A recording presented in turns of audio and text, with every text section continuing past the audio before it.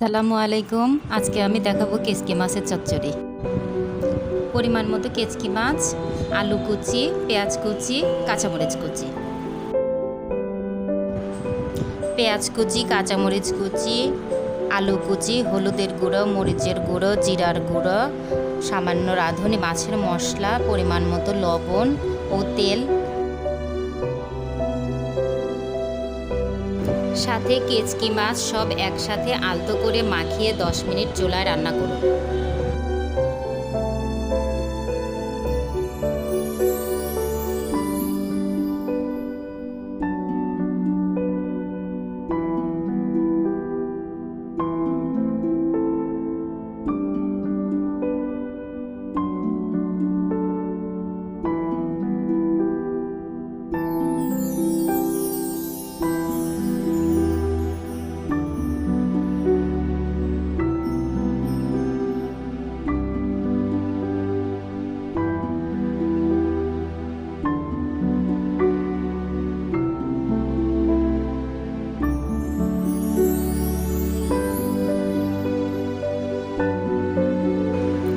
এভাবেই আপনারা খুব সহজে রান্না করতে পারবেন কেচকি মাছের চচ্চড়ি।